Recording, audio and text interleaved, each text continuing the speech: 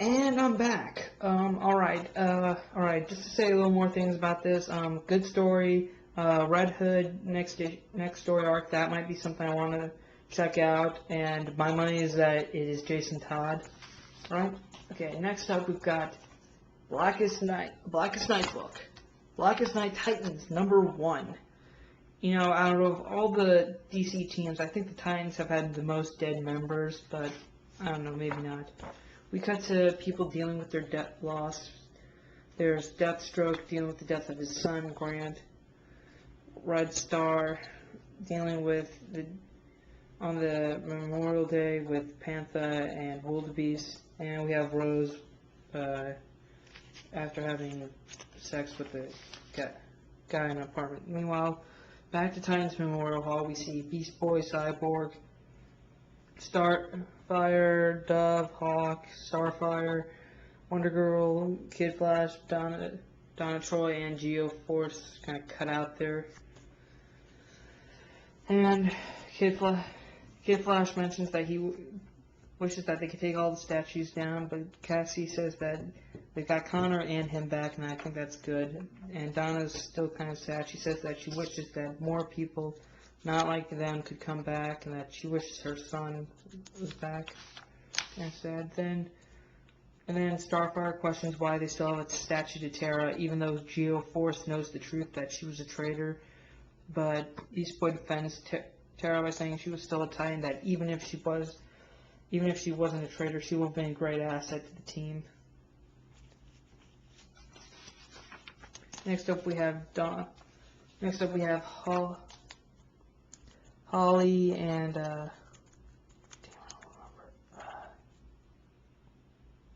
Holly and can't really remember. Okay, we got Hawk and Dove talking about Hank Hall, and then eventually we cut to Georgetown, where my favorite scene, or one of my favorite scenes from Blackest Night #2, where the Black Rings try to get Don Hall, but they keep cracking, saying that he's at peace, and the grave of Hawk dug up. Then we've got Holly and we've got Hawk and Dove coming out of a bar, talking a bit, saying that they're still opposites, and then they notice they see a dead Hawk and a dead Dove. They follow the trail to a museum, to a Georgetown library, and then they look around, and when we're getting an emotional greed, we see Hawk has rage, but Dove, she's just white, and it's even scratched out because it can't sense it. Then we notice it's Black Hawk. Oh, wait, sorry, that's Black Lantern Hawk. Then we've got Then everyone's back to Titans Towers, feeling a little sad. Then Gar notices Terra's back as a zombie, and he's happy. She said thought it was best to stay dead, but if Connor and Bart can come back, then maybe people will accept her, and then they kiss, and I'll get the fight between Hawk and Dove and Black Hawk. Then they fight, and then we've got a sense of love for Beast Boy. Then all of a sudden we notice another Black Lantern, and it's Lilith. Starfire and Cyborg attacks, and Beast Boy just notices that Terra's a zombie and he just made out with her. Gross. And then we cut to Donna Troy waking up in the middle of the night. She hears Mommy, and there's a baby carriage. That's just creepy.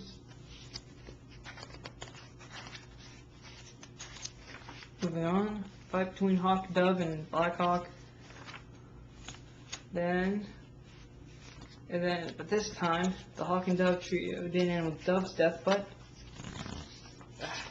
Hawk's. So yeah, that's what we got to look forward to. Okay, Blackest Night Titans #1. It was good. Yeah, I would get this. It's really good. Yeah, so far the Black Lantern miniseries of Blackest Night Superman, Blackest Night Batman, these are pretty good. Get them. Not just because of Blackest Night, but just because they're good in general. Then we have Green Lantern 45. We cut off to John Stewart saying he needs backup with all the Black Rings. Then he notices a Black Lantern planet.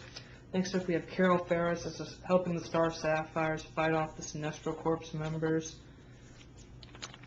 And they say, and the Sapphires are and the Zamoranians are talking about Carol, that she's good, but she doesn't fully accept the Star Sapphire power that won't let it control her, and that she might be perfect for the Predator entity.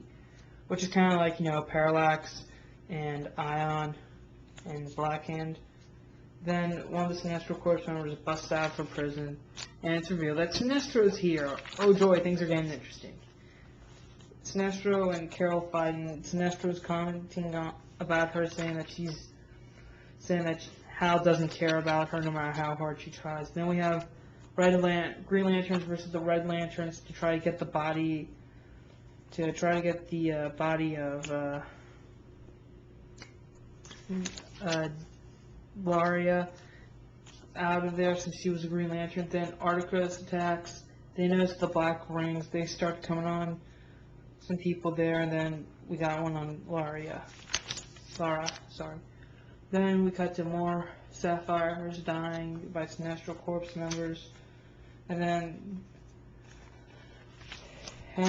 Carol fights back at Sinestro, traps him in a chrysalis, and he remembers meeting Adam Sewer's sister, and that helps him break out. Then he fights Carol, and then the